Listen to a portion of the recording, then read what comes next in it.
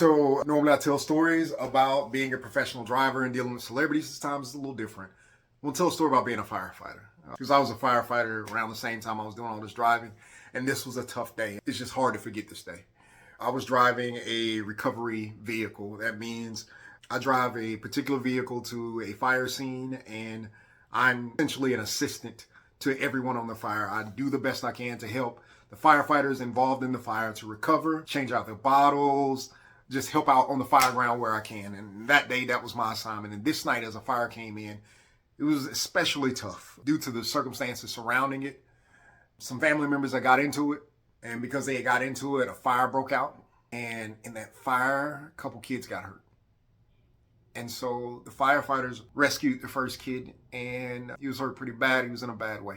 But then there was another baby. They pulled the baby out, and as they rushing out the house with his baby, they handed off to one of the firefighters, one of the paramedics, and one of the paramedics was a good friend of mine.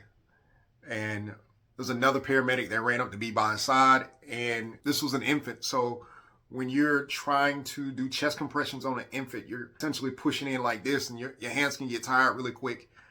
And these two paramedics gave this kid everything they had.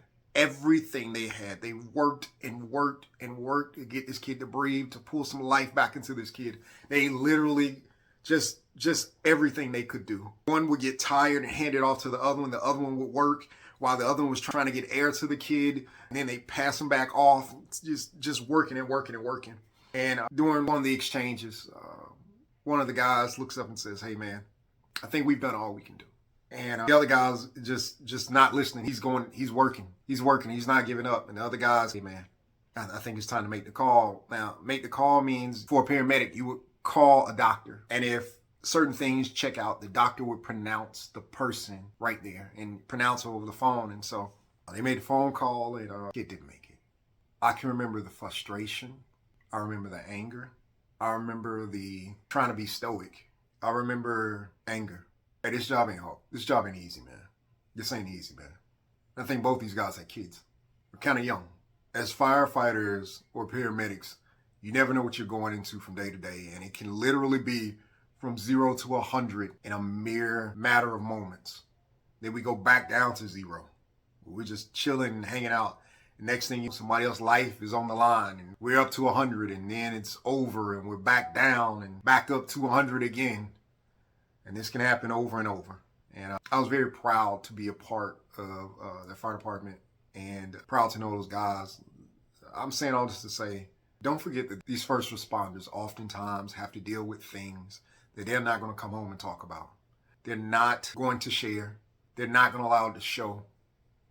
And they carry a lot of weight in their hearts sometimes.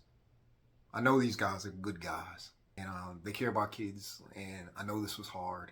It was hard for me, and I just witnessed. So when you see a local responder, a firefighter, or whoever, just let them know you appreciate what they do. Remember that the goal is growth. Growth happens in the journey. Enjoy it.